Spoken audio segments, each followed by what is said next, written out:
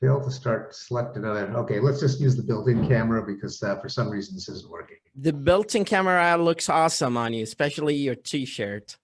Okay, let's try it again. Okay, awesome. Built-in camera. Okay, great. Thank you so much, Professor, for your acceptance of this invitation. I had a lovely meeting with Noam Chomsky yesterday. Please allow me to introduce myself. My name is Walid Khalid. I completed my MA in TESOL in Middlebury Institute of International Studies at Monterey. I returned back to Iraq, so I'm from Baghdad. Now I'm working as a PhD researcher in applied linguistics in Babylon University. You have a big community, unimaginable big community of readers for your publications, especially the Stuff of Thought. It's a great book. And you're really an inspiration to big community of readers of your work in psychology and cognitive linguistics. I don't know how much time you have, but I'll take advantage of every second of your lovely time. I have a few questions here, but to admit, it's really challenging to talk to you. Okay. Hope it's not too challenging. I'll be biased to writing, and I'll start with this lovely comment that you left in one of your conferences. You said, this quote, you mentioned that bad writing is a deliberate choice.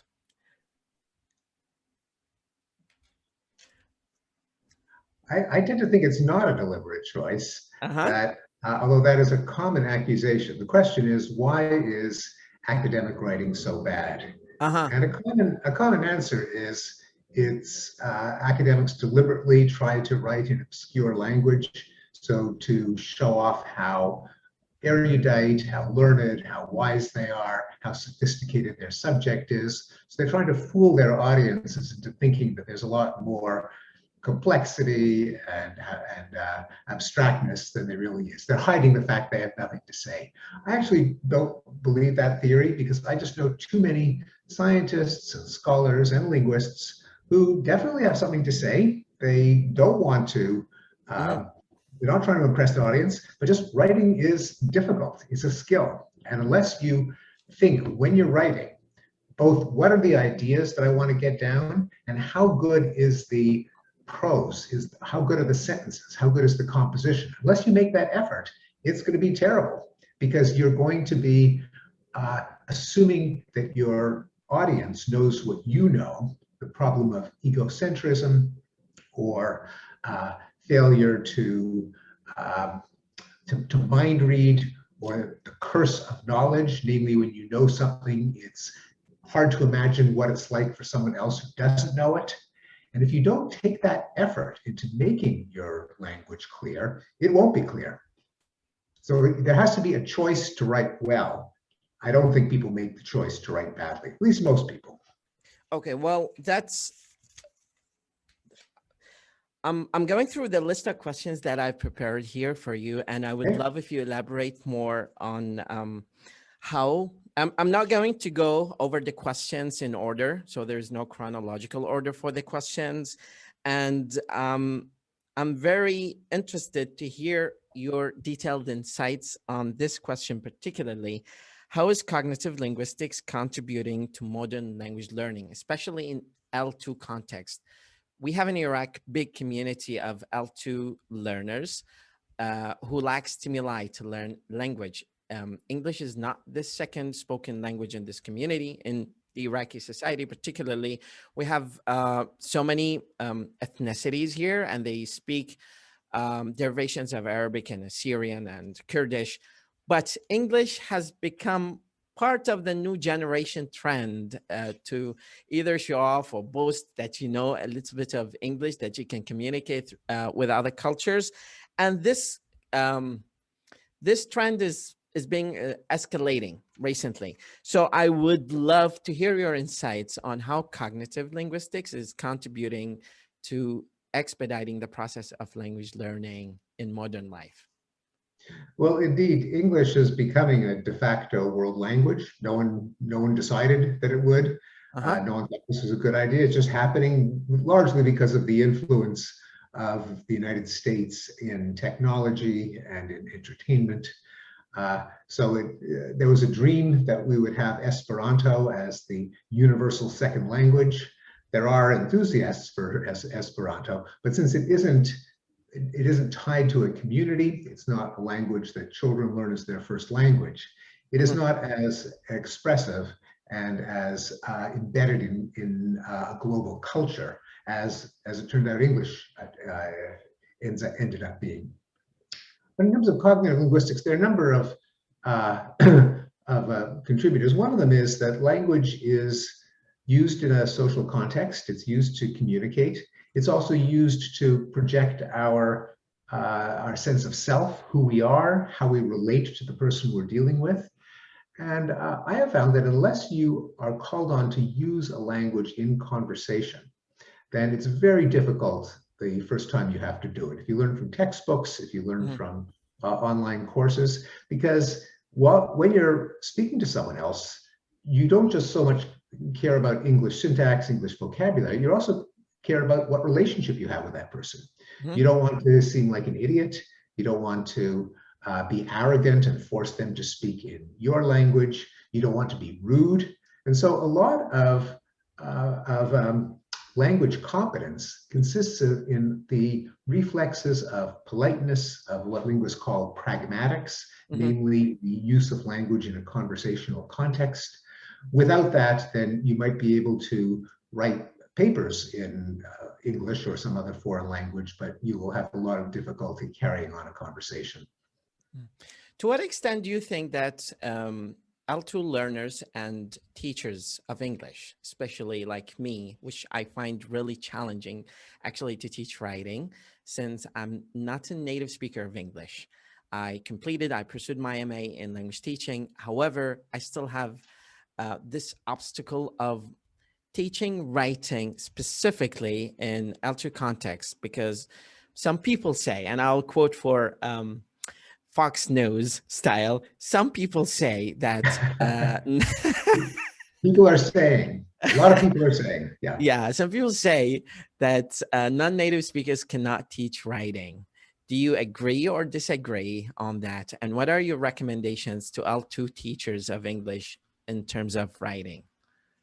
Yeah, I don't agree. And in fact, sometimes L2, I have found in my correspondence, including people from the Middle East, that often the questions that they ask me about English vocabulary, English grammar are very subtle. They're sometimes hard to answer, precisely because they have to think about them. It isn't completely natural, it isn't unconscious.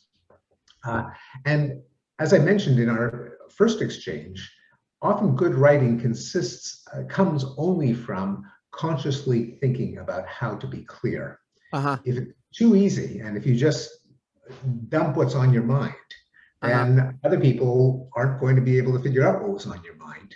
But if you think, okay, I have to get my ideas across, I want my readers to understand them, I'm going to use the medium of English sentences to do it, what should go into those sentences, that kind of self-consciousness can sometimes lead to clearer writing. Now, well, I'm a non-native speaker of English, and I keep saying and reiterating that, particularly because I want to emphasize that identity. I'm proud of being a non-native speaker who speaks English. I can write essays, but they are not 100% perfect. But do you think when we become cognizant or conscious about what we are writing, we are going to complicate the lexical level of writing or simplify it? I remember the quote that you made about the cutaneous rabbit tapping here. Yes. Yes, it was an article in a scientific journal in my field, and I didn't know what they were talking about because they use shorthand, and that is a sin of academics, not just academics. That's why legalese is so hard to read, the writing of lawyers, bureaucratese, corporatese, any specialty. The people inside the specialty forget that new babies are being born every day. They aren't born knowing the jargon of your specialty. You have to explain things with examples, with concrete images. Ironically, for someone who studies language, I sometimes think that language is overrated as a way of understanding the world. Ultimately, we have to be able to see in our mind's eye what the writer is seeing. And a good mental model of writing is the writer should think, I've seen something, I want my reader to see it. How do I allow my reader to see what I'm seeing? And unless the reader can form an image in their minds, and you talked about the cutaneous rabbit illusion, which is, it means nothing unless you know what it is. What it really consists of is if you close your eyes and someone has a few taps on the wrist, few taps on the elbow, few taps on the shoulder, it feels like a set of taps running up your arm. Now, why don't you just say that? If you just explain what it is, taps on the arm, not cutaneous illusion, then people can visualize what it refers to. And that's what comprehension consists of. It isn't just the writer uses a bunch of words, blah, blah, blah, blah, blah, and the reader hears the bunch of words, blah, blah, blah, blah, blah. The point of the words is so that the reader can see something in the world that the writer has seen. Well, we've been dictated since I was a child that the more you use formal expressions, the higher perception of you as an English writer will be. I remember this quote from Steve Jobs when he said that simplicity is the ultimate sophistication. I don't know if it is associated to Steve Jobs or somebody else, but sometimes people interpret the simplicity of lexical items that we choose as weakness of our writing. What is your comment on this, Professor? I think that the overuse of jargon and unnecessary technical terms is a sign of weakness, is a sign of laziness. Often, I agree with Steve Jobs, it requires a lot of thought, of intelligence, of planning, of sophistication to write clear, simple prose. That is very much true. It's very easy to just cough up all of the jargon terms that you've been using with your colleagues and you just read in a book, but to mentally translate from all of those jargon terms to what they actually refer to, what's actually going on. Are you tapping someone on the arm? Instead of talking about stimuli, if you talk about, the Muppet dolls, if instead of talking about a program or an intervention, you say, we put up a sign with a frowning face, so that people know what you do. That often takes work because it's easy to forget what your own professional jargon is referring to. It's hard work to think, oh, wait, I know this, but do my readers know this? Putting yourself in the mind of the readers is what leads to clear prose. Some people draw a dichotomy between reading and writing, and they teach them separately. To what extent do you think that these two skills are complementing to each other or independent of each other when it comes to mastering and improving the writing style of prose that you have in this perspective particularly? I think they're very much connected. And when I wrote my own writing manual, I had to confess on the first page that even though I wrote the manual because I hoped it would help people become better writers, when I asked people who I know are good writers, what manuals did you read? What's the competition? They said, oh, I didn't read any style manuals. I thought, so you really don't need what I am now writing to become a good writer. How did they become a good writer? The answer is the same in every case. They did a lot of reading. Okay, and so it's not. Is it coming from experiential learning and walking in the field and getting in touch with people and culture, or is it more of reading particular books and manuals? So since I've written a manual, I like to think it's reading a manual, but and I hope it helps. But I'll take everything you say for granted. Yes, but it can't be the only thing. Because even when I was writing my manual, I didn't want it to make it 1,000 pages. So I chose what I wanted to emphasize. And as I was writing, I thought, gee, I really should also talk about this. I should talk about that. I should give this advice. I should give that advice.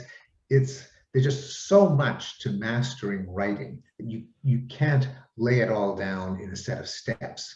But when you are a reader, when you consume a lot of good writing, then those millions and millions of words leave an impression in the brain, and you get a feel for what's natural in English, what's unnatural, what are the little idioms and figures of speech and jokes that English speakers use to kind of liven up their prose. But it isn't just experiential, because you also have to apply some thought to it, especially if you're learning a foreign language as an adult. Unlike children who really do have an advantage in picking up a language, with an adult, especially if you want to become not just a competent writer, but a good writer, you have to think, oh, I really like that paragraph. This is a really good writer that I'm reading, but what did they do right? Why am I enjoying this sentence so much? And you have to reverse engineer or diagnose what goes into good writing, so that when it's your turn to write, you know what those tricks are. Okay. Well, on the same train of thought, since we are talking about the manuals of writing, I have a cheat sheet of one of the questions here. And which one is the most endearing book out of the collection of books that you have that is really endearing to you and you recommend readers? And I'll take it for granted from you that this is the book that I will read and recommend my fellow students and friends to read. Are you talking now about particularly writing manuals? Yes. Well, the classic writing manual, the one that everyone begins with, is The Elements of Style by E.B. White and William Strunk. Strunk and White. Yeah. It's been around for 80 years. It was written, the first draft was written more than 100 years ago. Yeah. It's got a lot of problems. There's a lot of, there's a few bits of bad advice in it, but on the whole, it's a very good place to start. Okay. So if you're talking about writing manuals, you have to start with Strunk and White. Some linguists have criticized it. My friend Geoffrey Pullum, the famous linguist at Edinburgh, thinks it's toxic, it's terrible. I disagree with Jeff. I agree with him. It has problems, but it's a very good place to start. That's exactly what Professor Noam Chomsky said yesterday in the interview. I'll link the interview in the next email that I'll send to you. He talks about how you can immerse yourself in reading in order to improve your writing and improve understanding, your understanding of cultures. So can I actually add one more bit of advice there? Yes. This is another classic. This isn't a book, it's an essay. It's a famous essay. George Orwell's Politics and the English Language. Oh my God, that's everyone has to read that. That's got problems too. A lot of the things that it says are wrong, but still you have to read it if you want to become It's still valid here. Yes. So you think that non-native speakers of English can excel in writing? If yes, why? Yeah. And there are famous examples. Two of the best writers of the English language did not speak it as a native language: Vladimir Nabokov and Joseph Conrad. Conrad, yeah. Yes. Conrad. And Nabokov. So you think that, Professor, you think that non-native speakers can excel in writing and they can publish and they can improve their writing to an extent or equivalent level to native speakers? I think it requires more effort. It requires more work. And my own study with Joshua Hartshorn and Joshua Tenenbaum, which we published about 4 years ago in the journal Cognition, shows that there really is an advantage if you begin learning a language before the age of about 17. After 17, there starts to be a decline.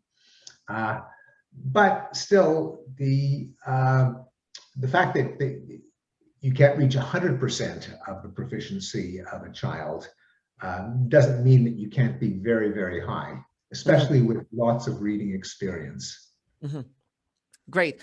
So, Professor, I don't want to take much of your time. I know that you have this precious time for you to relax and have coffee probably in the afternoon and and the lovely, are you in California right now, right? Right now I'm in Berkeley, California. That's right. Okay, I love it. I miss it so much. I stayed there for 3 years during my MA degree studies. I was in Monterey, south of San Francisco, south of San Jose. Based on your extensive research in psychology, and I promise this is my last question, based on your extensive study in psychology and research in psychology and cognitive linguistics, what are the ultimate kind of advice that you give to L2 learners of English in order to speed up their learning process of English, specifically tapping on the findings in cognitive linguistics? I would give two pieces of advice, and they connect to our conversation. One of them is be sure that you actually use it in conversation, that you have other speakers that you develop your skills with. It can't just be from books. The second is to find examples of English or whatever language you're learning you really enjoy, that are funny, that are clear, that are interesting, so that the content will keep you going. So it's not just an exercise, but you want to understand it in order to understand the content.